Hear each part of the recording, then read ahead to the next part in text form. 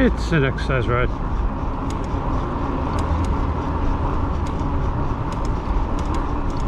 I changed the front rotor to the same type that I had before, and I took a photo of the old rotor, and as you can see,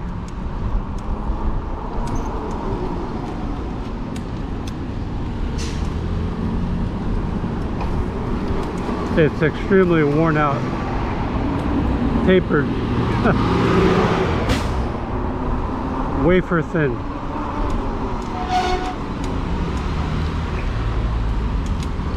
So I have to rebed the brakes, and yeah, so that's gonna be a thing.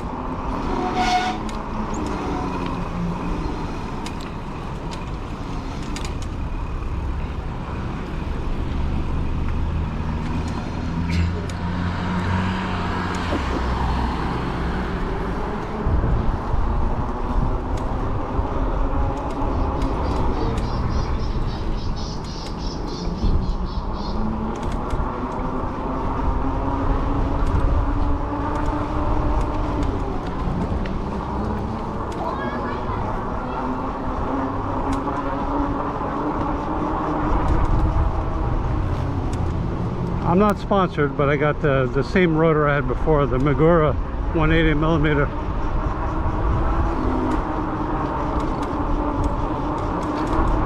I forget the model number. It's the single piece unit, it's not the two piece.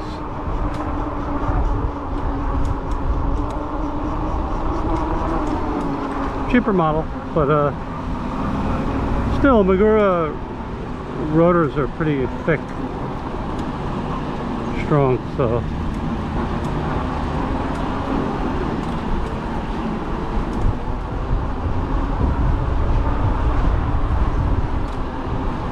I'm pumping the brakes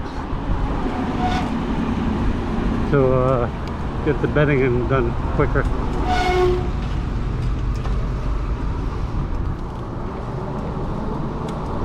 I likely should have resurfaced the pads before putting them back on, but yeah, I didn't do that. Don't take shortcuts like me, do it the right way. Find a good repair and maintenance guide on YouTube and follow that. I bet you it'll give you the right steps, the right way to do it.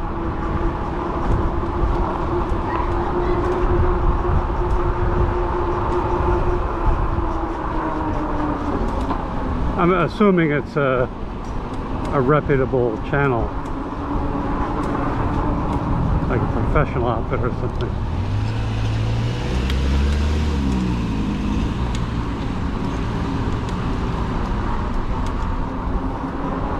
So next up is changing the rear rotor, which yeah, of course that has to be done.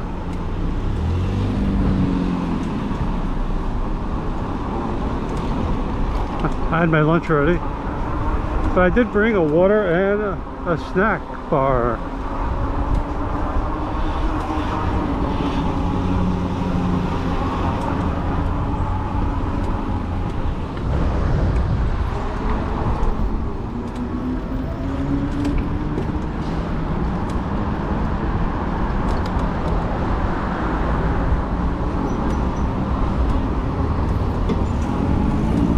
So, the quick no-brainer way to know that your rotors are getting too thin and worn out is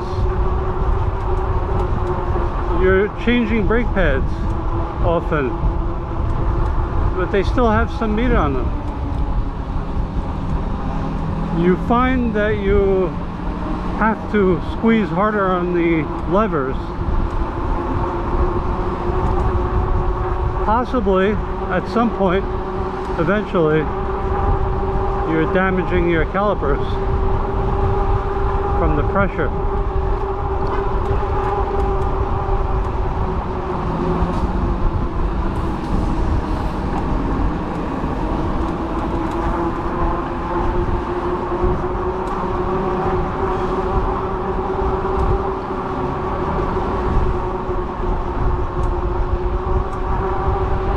that's basically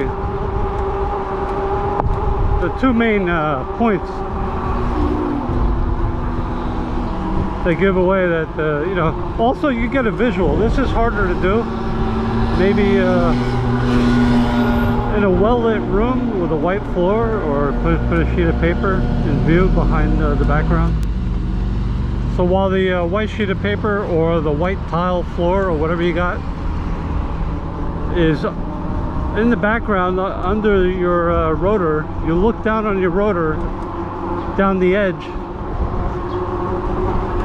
It's hard to do while it's on the bike.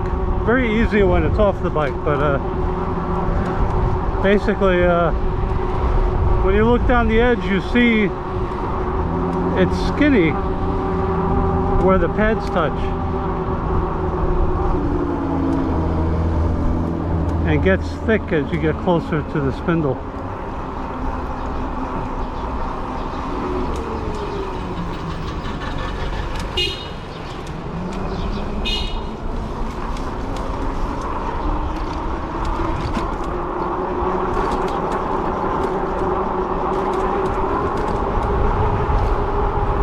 I think people waiting for a Christmas invitation or something to go through a green light.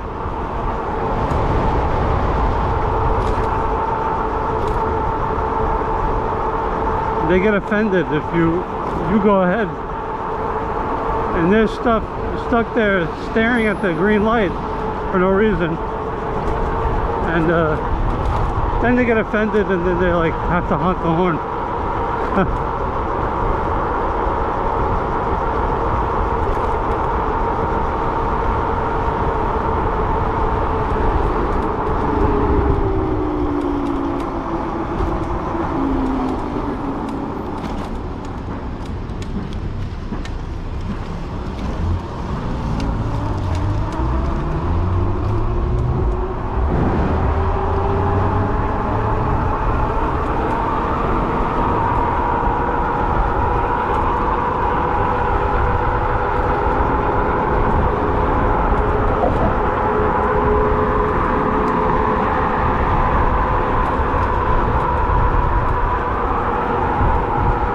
I came up in my teen years on BMX bikes and mountain bikes and road bikes with rim brakes.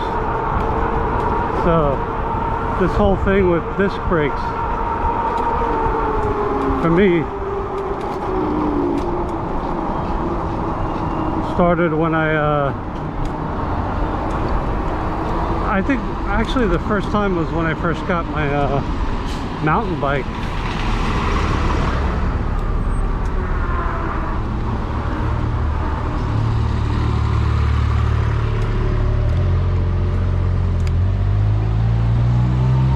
Back around 2003, 2004.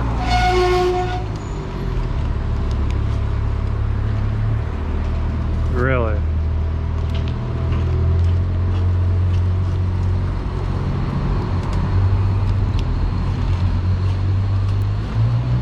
And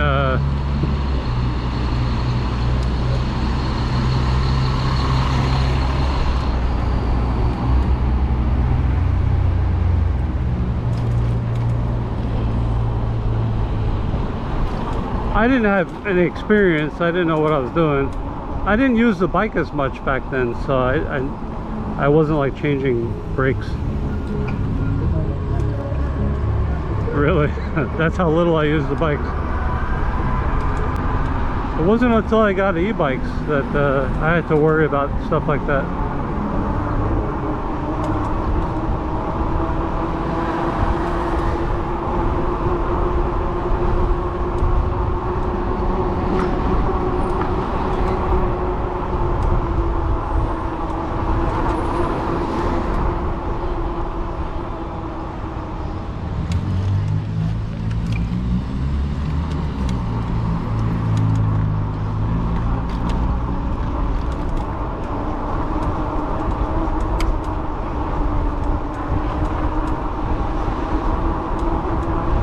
And the the smaller e-bikes I had at the start didn't really need brake changes because the bikes are so light, and you know, they max out at 15 miles an hour, so, and they're lightweight, they weigh nothing almost, so it's like, yeah, the brakes kind of laugh at that. It's really so you don't really wear down your brake. That's why so many people have like 250 watt e-bikes, and they say, oh, I never change the brakes.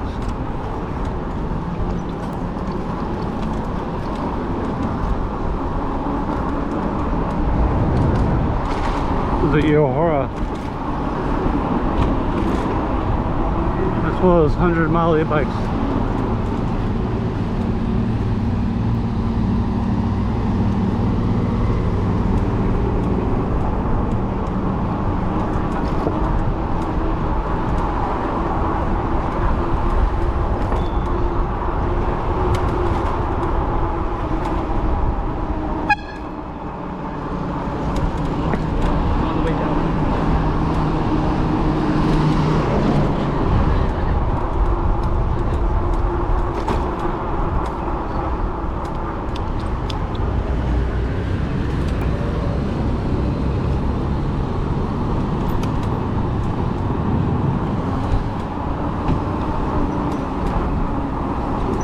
So it's really with this this electric XP fat tire e-bike, and with changing rotors, changing brakes, changing calipers, and I've been a little bit more brave hobby-wise with adjusting things, fixing things, replacing things.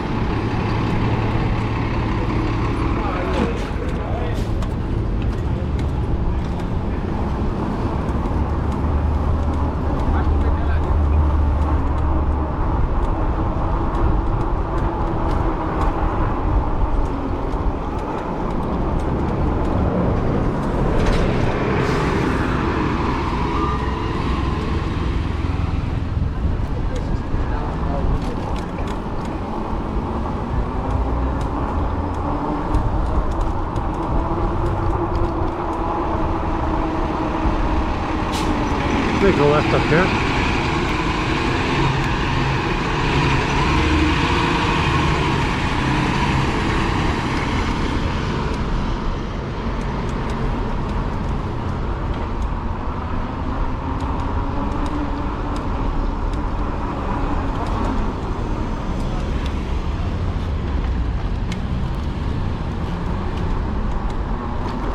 Now, when I was a teen, I had friends that helped me out get set up with a BMX bike, but it was such a good built bike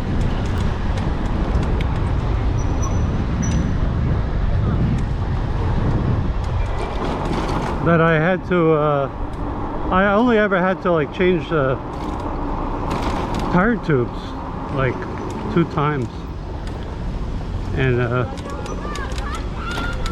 I installed Mr. Tuffy tire liner.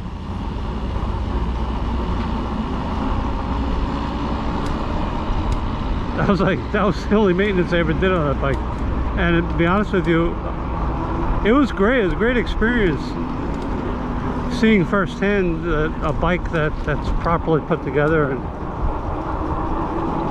how well it functions, you know, that it makes a difference. The components make a difference, right?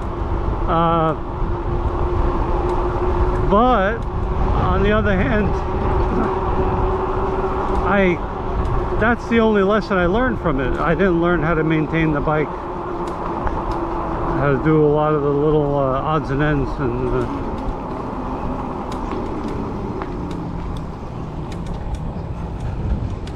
the little details, you know. And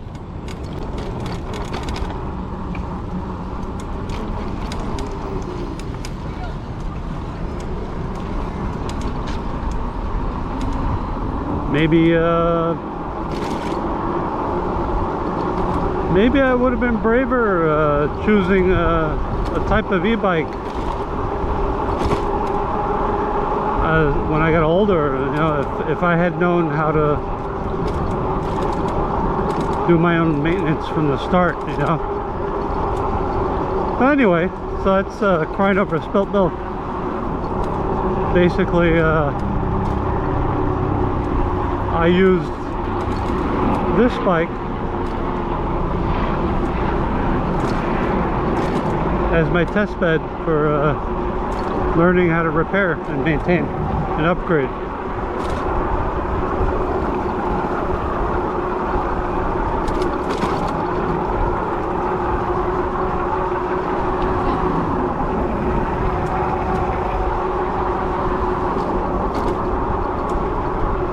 It's like they put the New York City skyline in prison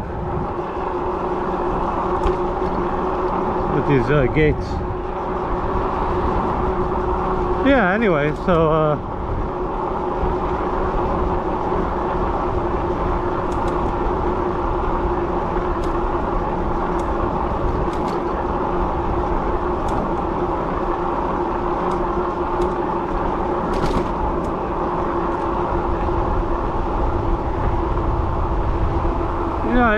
it's valuable what you can learn.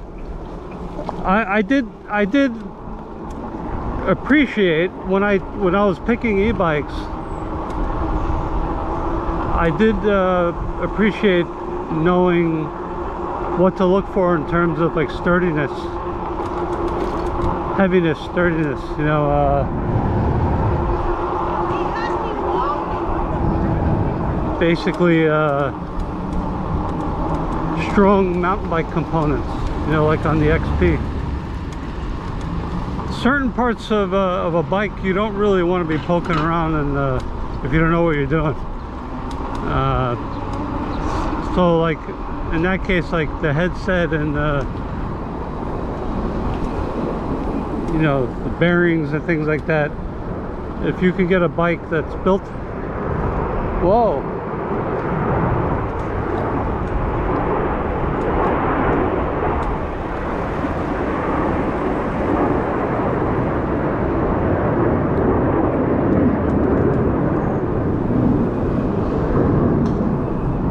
that's a treat.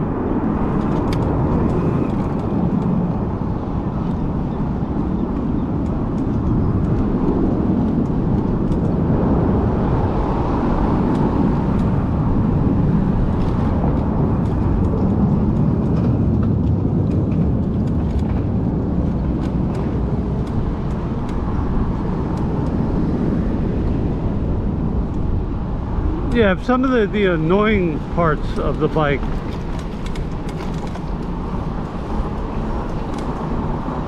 are built heavy duty or more durable, then that's less that you have to poke around with. That's sometimes just a better option, you know.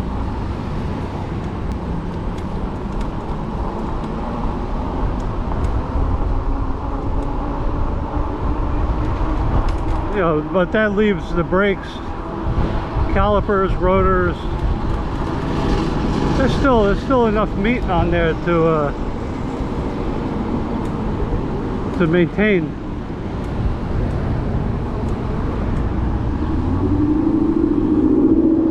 That you still get the benefit of the hobby.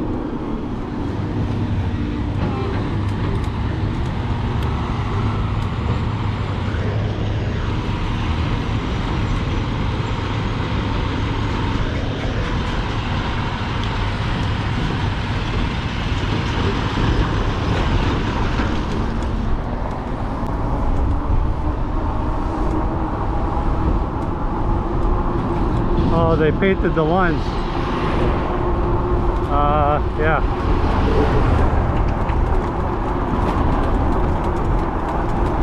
I don't want to go over the fresh paint. And in the meantime, you got a car trying to bully me.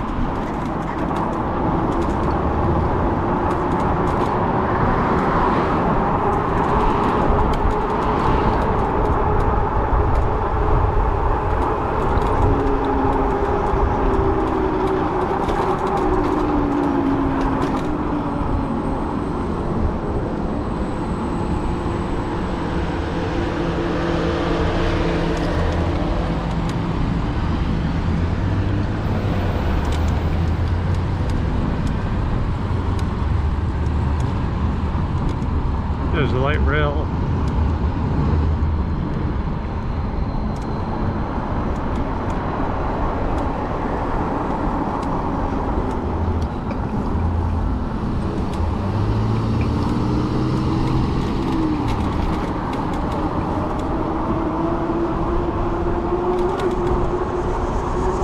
You gotta drop your velocity down here.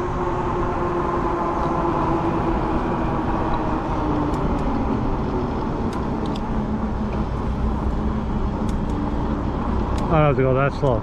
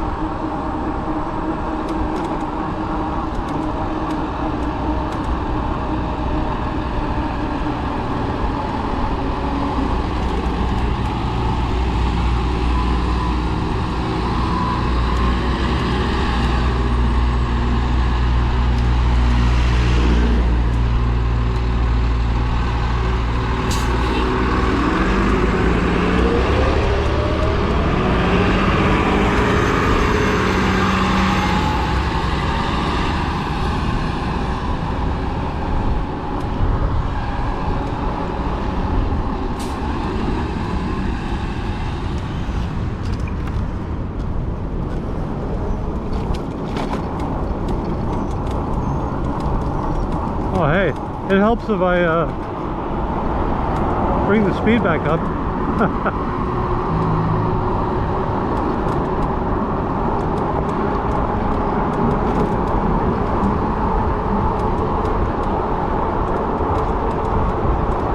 I think the hobby aspect is, is why the Sur-Ron electric dirt bikes are so popular. It's not only the performance, but also the fact that you can take them apart, upgrade components, do your own repairs. There's vendors that sell all the parts. There's like a whole menu of aftermarket parts you can get for a Sur-Ron. You know, the only complicating factor for a Sur-Ron is that you know, it's not street legal in most states, yeah. So you know, that's a complication. And I mean, a lot of people use them just for off-road, but we know that's not what most people are doing with them. But they do have a whole hobby community in aftermarket repair and upgrade market.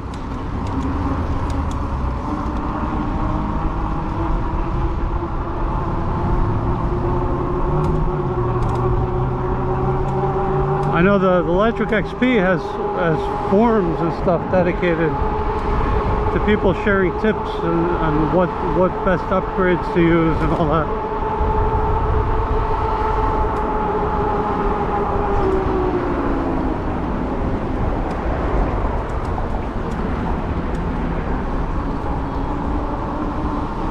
So yeah, when you're picking an e-bike and you're looking to break into the hobby, pick an e-bike that you know that you can tinker around on.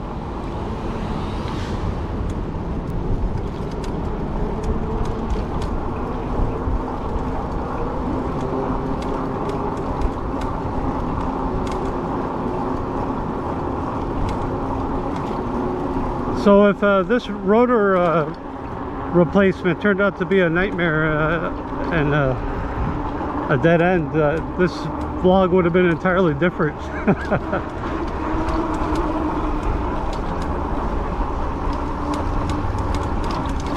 It would have been me saying, don't do it, go to a shop, save your money, and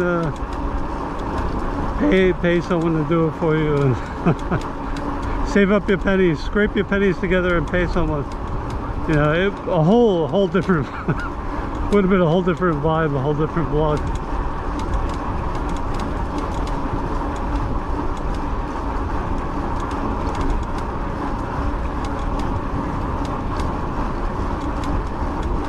I see clouds rolling in.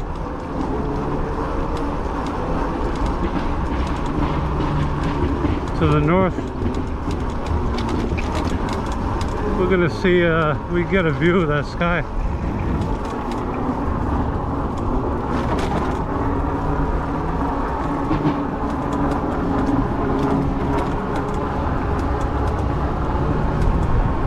Oh, the wind's blowing harder too.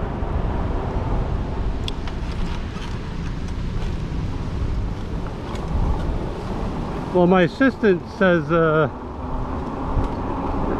there's no rain expected today, or very low chance.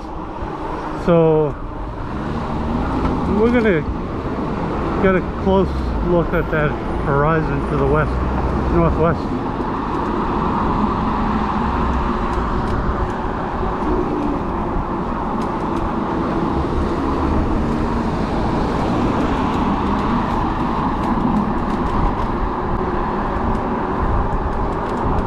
I didn't know Volvo made a car that wide and fat.